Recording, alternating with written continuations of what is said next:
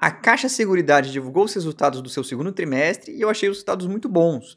Além disso, a empresa divulgou a intenção de aumentar a frequência dos seus dividendos, deve começar a pagar os seus dividendos de forma trimestral, o que, para quem gosta de empresas boas pagadoras de dividendos, eu acho que esse é um vídeo imperdível. Meu nome é Leonardo Abud e essa é a Matriz dos Investimentos. Lembrando, pessoal, que esse vídeo não se trata de uma recomendação de investimentos. Vamos lá, pessoal, vamos olhar um pouquinho o resultado da Caixa Seguridade, entender um pouco o que essa empresa faz, tá?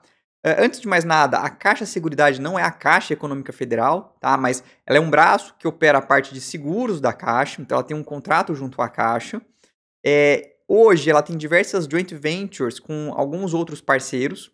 Então, por exemplo, aqui, no segmento de vida, prestamista e previdência, ela tem um contrato junto com a CNP, em que o segmento de vida e previdência vai ser tocado por essa joint venture, do qual a Caixa Seguridade tem 60% dos direitos econômicos e 49,9% das ações de capital votante. Então, o que acontece? Nessas joint ventures que ela coloca aqui, ela não é quem opera, tá? Quem opera são os seus parceiros, mas ela tem ali o direito econômico, em geral o direito econômico é maior do que 50%. Vamos por assim, na parte residencial e habitacional, quem toca esse negócio é a parte da Tokio Marine, que tem de fato ali o controle, vamos dizer assim, das operações, mas a Caixa Seguridade tem direito de 75%, direito econômico de 75% dos resultados dessa joint venture. Eu gosto desse modelo. Ela consegue trazer aí, como a gente sabe que a Caixa Econômica é uma empresa de capital estatal, né? E aqui no caso a Caixa Seguridade é uma empresa de capital, vamos dizer assim, misto. Tá? Isso porque a Caixa Econômica é a principal acionista da Caixa Seguridade. Só que nas joint ventures, quem toca os negócios não é a Caixa Seguridade, o que eu acho que acaba blindando um bocado de interferências estatais. Então, assim, eu gosto desse segmento. Além disso, também a gente tem a Caixa Corretora, que aí é a parte de corretagem do negócio. Então, quando você faz a venda de um seguro, o corretor tem direito, né, a empresa corretora tem direito a um percentual de comissão. E nesse segmento aqui ela não tem um parceiro, ela é 100% da Caixa Seguridade, que opera a Caixa Corretora. Então isso aqui é um pouquinho de como é que está a estrutura. Eu sei que é um pouco complicado, eu sei que é um pouco complexo. Eu peguei a Caixa Seguridade para estudar tem umas 2 semanas mais ou menos. Então até estou comparando um pouco ela com a BB Seguridade. E assim, tem ali suas peculiaridades, tem as suas dificuldades, tá? E eu vou até tentar explicar um pouquinho nesse vídeo. Mas eu devo trazer um vídeo mais a fundo sobre a Caixa Seguridade, que essa é uma empresa que eu achei bem interessante. Bom, a gente não pode deixar de lembrar o caso da Wiz. Então, para quem não lembra, a Wiz era antigamente a Par Corretora. Então, era o braço que operava a parte de corretagem dentro da Caixa. Assim, um modelo muito parecido com a Caixa Seguridade. Ela tinha um contrato junto com a Caixa Econômica. Esse contrato, lá em 2017, a Caixa Econômica disse que ela não tinha intenção de renovar. O contrato se estendia, acho que até 2020 ou 2021. E ao falar que ela não iria renovar o contrato, as ações da Wiz desabaram aí nos meses seguintes. Isso porque a Wiz, na antiga Par Corretora, ela era extremamente dependente do uso do balcão da Caixa. E a Caixa Seguridade, ela é a mesma coisa. Então, hoje, quem toca essa parte do que antigamente a Wiz tocava é a Caixa Seguridade. E o que acontece é que ela tem um contrato junto com a Caixa Econômica, e esse contrato também, a Caixa Seguridade ela é muito dependente de poder usar o balcão da Caixa Econômica, porque é ali que está a grande vantagem competitiva, é você poder ter acesso ao balcão da Caixa Econômica, que é um banco que tem uma capilaridade gigantesca, é o grande financiador do segmento habitacional, e inclusive a gente vai ver aqui na Caixa Seguridade, que é uma das principais linhas. Então, esse daqui, para mim, o primeiro ponto, quando eu comecei a olhar a Caixa Seguridade, putz, como é que está o contrato junto com a Caixa Econômica? Bom, e aí o que acontece? O contrato junto com a Caixa, ele é bem longo, tá? Então o contrato ele se estende até 2050, é um contrato de 35 anos, pode ser renovado, mas assim, quando a gente está falando de 35 anos, isso aí já é um nível muito alto, muito longo, então a ponto de eu nem ter que me preocupar tanto se em 2050 isso daqui vai ser renovado ou não. A BB Seguridade, por outro lado, ela tem um contrato junto com o Banco do Brasil que vai até 2032. Então, quando a gente compara um pouco esse risco de contrato junto com o seu acionista controlador, eu vejo a Caixa muito mais bem posicionada, visto que o contrato dela é bem mais longo do que o da BB Seguridade. E aí, como eu comentei, né, ela tem aquelas suas diversas empresas, né, aquelas suas diversas joint ventures, né, suas coligadas. E o que acontece é que nessas coligadas em que ela não tem o controle, ela reconhece pelo que a gente chama de equivalência patrimonial. É um pouquinho chatinho de entender, mas equivalência patrimonial é uma norma contábil em que a empresa ela não vai reconhecer, por exemplo, a receita daquelas coligadas, ela simplesmente vai reconhecer o resultado final através do chamado equivalência patrimonial. E aí, então, como é que foi o resultado do segundo trimestre da Caixa Seguridade? Bom, o que a gente vê aí é um crescimento em todas as linhas, então, desde a parte de resultado de investimentos nas participações societárias, que é o que a gente viu agora há pouco, como também nas receitas com comissionamento. Receitas com comissionamento, e a gente tem o principal deles, que é a receita de corretagem. A gente vê aí uma receita de corretagem crescendo bastante no segundo trimestre, atingindo algo como 380 milhões de reais, mais do que dobrou em relação ao ano passado. A Caixa Seguridade ela tinha um modelo um pouco diferente, que ela tinha uma receita de uso de marca, ela então estruturou a sua corretora própria, e agora o grosso da receita de corretagem vem através de corretagem direta.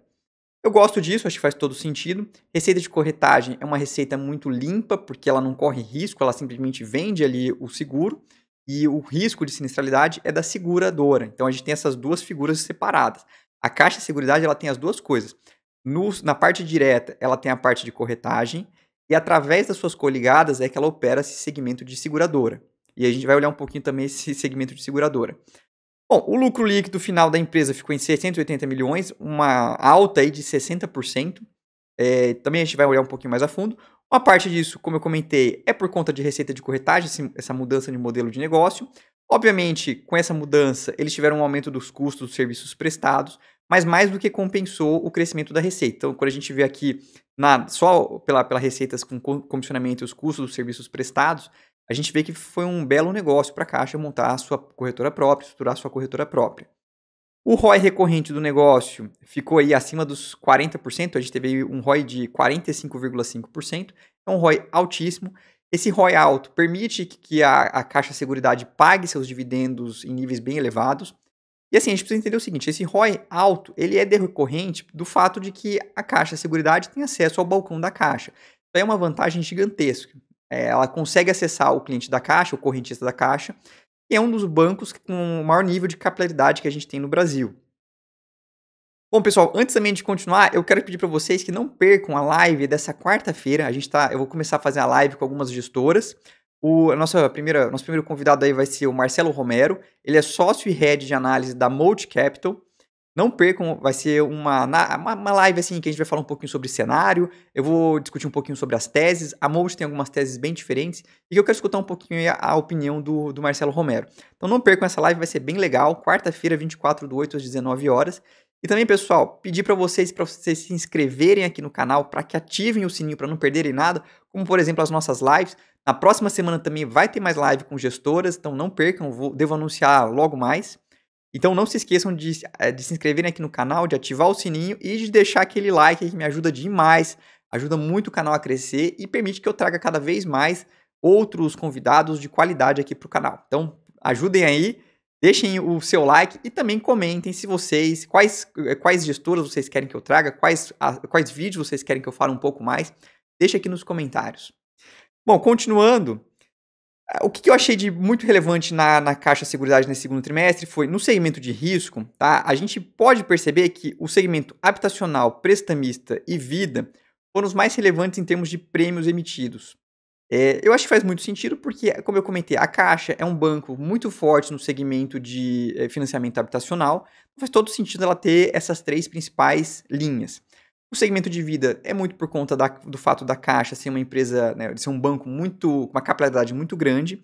Esse é um produto que eu acho que deve ter um crescimento muito grande. Por incrível que pareça, depois que a gente tem algum efeito, algum evento, como por exemplo que foi o Covid, aumenta a demanda por seguros. Então vamos por assim, quando o seu vizinho bate o carro, você começa a se lembrar e fala assim, nossa, eu preciso ter um seguro de veículo. E quando a gente teve o desastre que foi a pandemia, um número de mortes muito elevado, as pessoas começam a ter aquela sensação de, nossa, eu preciso ter um seguro de vida. Então, assim, o pós-pandemia pode ser que aumente o volume de seguros de vida sendo demandados. E aí, quando a gente olha para o resultado operacional por segmento, tá? Isso aqui, de novo, falando sobre a parte de risco, a parte ali que ela tem com as coligadas, a gente vê que a maior parte da margem vem do segmento habitacional, vida e também prestamista e residencial. Mas, assim, habitacional e vida foram os mais relevantes nesse segundo trimestre. E aí que acho que tem um ponto que, como eu comentei, a gente teve a pandemia, a gente precisa ficar um pouco atento de como é que estão os níveis de sinistralidade dessas carteiras. Será que eles estão normalizados? Será que tem mais espaço para normalizar? Bom, então o que eu fiz foi, eu peguei os índices de sinistralidade de cada um dos segmentos, tá, dos 3 principais, para ver como é que eles estão em relação aos níveis pré-pandêmicos. A gente vê aqui que o índice de sinistralidade do segmento habitacional já voltou muito próximo do pré-pandemia. Então assim, o que eu acho de positivo e negativo? Eu acho que assim, de positivo, mostrando que a gente tem deixado a pandemia para trás. Parte que eu acho que não diria negativa, mas mostra que o índice de sinistralidade dificilmente vai continuar melhorando, não deve ter uma grande melhora em relação ao que ele vinha entregando nos últimos trimestres. Então, já deve ter chegado no seu patamar mais normalizado. No segmento vida, a gente vê algo parecido. A gente vê aqui o índice de sinistralidade chegando aí na casa dos seus 20%, mais ou menos em linha com o que era nos anos anteriores. A gente teve um movimento um pouco atípico aqui em 2019, e aí a gente teve a questão da pandemia que foi atípico para cima. Então, assim, a gente não deve esperar um índice de sinistralidade caindo nos próximos trimestres, tá? Então, provavelmente a gente já atingiu ali o patamar normalizado. Para a parte de seguros prestamista, a mesma coisa. Então, a gente está aí com um nível de seguros prestamista em níveis normalizados. Então, a gente não deve ver uma melhora muito grande das margens operacionais. As operações de seguros têm algum benefício de resultado financeiro, mas que também não devem ser muito grandes nos próximos trimestres, visto que a gente já deve ter atingido aí o ápice dos níveis de juros. Um ponto que eu acho importante é a gente teve um volume de financiamento imobiliário bem alto nesses 2 últimos anos, tá? Isso aqui são as concessões de crédito para o segmento imobiliário. Como a Caixa ela é muito forte nesse segmento, é óbvio que a Caixa Seguridade vai ter um impacto muito grande, então boa parte desses financiamentos aqui foram feitos pela Caixa Econômica, ela tem uma exposição muito grande na parte habitacional, e muito provavelmente a gente deve ver nos próximos anos um benefício para a Caixa Seguridade disso. Diferente de um seguro de vida, um seguro até mesmo seguros rurais, um seguro de habitação, né, o seguro imobiliário, ele tem um período mais longo. Então a pessoa compra o imóvel e ele vai ter um financiamento de longuíssimo prazo. E o que foi gerado nesses 2 últimos anos deve ser muito benéfico para as operações da Caixa Seguridade ao longo dos próximos anos. Eu gosto disso. Eu acho que a Caixa Seguridade está muito bem posicionada. Não só nisso, mas eu acho que ela tem muito market share para ser ganho nas operações que ela tem. Pelo que eu vejo, o market share da Caixa Seguridade ainda é bem subpenetrado quando a gente olha o market share que a Caixa Econômica tem, né, que o banco Caixa Econômica tem. Então eu acho que a Caixa Seguridade tem um potencial muito grande de crescimento ainda. Eu coloquei um pouco de Caixa Seguridade na minha carteira, eu reduzi um pouquinho das minhas posições em elétricas e acabei colocando um pouquinho a coisa ali em Caixa Seguridade. É uma empresa que conforme eu vou aprendendo, eu vou conhecendo, eu tenho gostado, eu ainda tenho um certo receio em relação a potenciais esqueletos, mas assim, eu tenho gostado das operações da Caixa Seguridade, uma empresa que tem um contrato longo com a Caixa Econômica, ROI alto, potencial de ganho de market share, potencial de ganho de crescimento do segmento de seguros, e uma empresa que tem tudo para ser uma excelente pagadora de dividendos nos próximos anos. E falando já um pouco dos dividendos, a gente pode perceber que, em geral, a Caixa Seguridade tem pago aí acima de 80% de payout. Eu estimo que ela deva conseguir manter ali um payout de algo como 90% do lucro. Para vocês entenderem, payout é o percentual do lucro que foi gerado que deva ser pago em dividendos. Então vamos supor se a Caixa Econômica, né, se a Caixa Seguridade der um lucro de 100 milhões, um payout de 90% significa que ela poderia pagar 90 milhões de dividendos. Eu acho que ela tem total condição, visto o tamanho do ROI que ela tem. E também, a Caixa Seguridade acabou colocando aí que ela tem a intenção de pagar dividendos trimestralmente. Isso aí fez, inclusive, não isso aqui fez a ação da Caixa Seguridade fechar em alta, tá? Acho que os resultados dela desse segundo trimestre foram bons, mas a holding, ela pagava os rendimentos a cada 6 meses e provavelmente ela deve ter essa mudança aí para algo trimestral, o que eu acho muito positivo. Tem muita gente que busca empresas de dividendos. Eu acho que a Caixa Seguridade tem se mostrado uma empresa boa pagadora de dividendos. E aí, quando eu faço um pouco das minhas projeções, tá? Hoje eu estimo, a gente vê aí um pouco do que o mercado coloca para a Caixa Econômica, para a Caixa Seguridade, é algo como 2,7 bilhões de reais de lucro para 2022, daria um preço sobre lucro de algo como 10 vezes. Eu estimo, colocando ali os seus 90% de payout, eu estimo que a Caixa Seguridade deva pagar ali uns 11% de dividend yield em 2023, o que para mim é muito interessante. Considerando que é uma empresa que depende muito pouco de reinvestimento para continuar crescendo, e também o que eu vejo de potencial de crescimento para o segmento de seguros e para o segmento que a própria Caixa Econômica tem, né? Então, ou seja, a Caixa Seguridade tem muito espaço para ganhar market share dentro da Caixa Econômica, tá? E o segmento de seguros tem muito potencial de aumentar a sua exposição dentro do PIB brasileiro.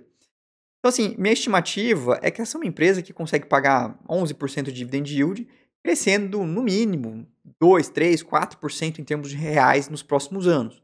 Por conta disso, eu tenho achado bem interessante. Óbvio que a gente tem o risco de que a gente está num ano de eleição, que essa é uma empresa que indiretamente é uma empresa exposta ao segmento estatal, vamos dizer assim. Apesar disso, visto o contrato que ela tem junto com a Caixa, que é bem mais longo, eu prefiro a Caixa Seguridade do que uma BB Seguridade hoje, tá? E por conta disso, como eu comentei, eu montei uma posição pequena, algo como 1% do meu patrimônio. É aquela posição de quando eu estou começando a estudar a empresa e, assim, tenho gostado do que eu tenho visto. Bom, pessoal, de novo, peço para vocês que se inscrevam aqui no canal, que ativem o sininho para não perderem nada. Não percam a nossa live agora de quarta-feira. Deixem o like e que comentem se vocês gostaram desse vídeo e se vocês têm a Caixa Econômica, a Caixa Seguridade na carteira, ou se vocês têm BB Seguridade. Já fiz um vídeo também sobre a BB Seguridade aqui no canal, não percam. Espero que vocês tenham gostado do vídeo e a gente se vê no próximo. Tchau, tchau.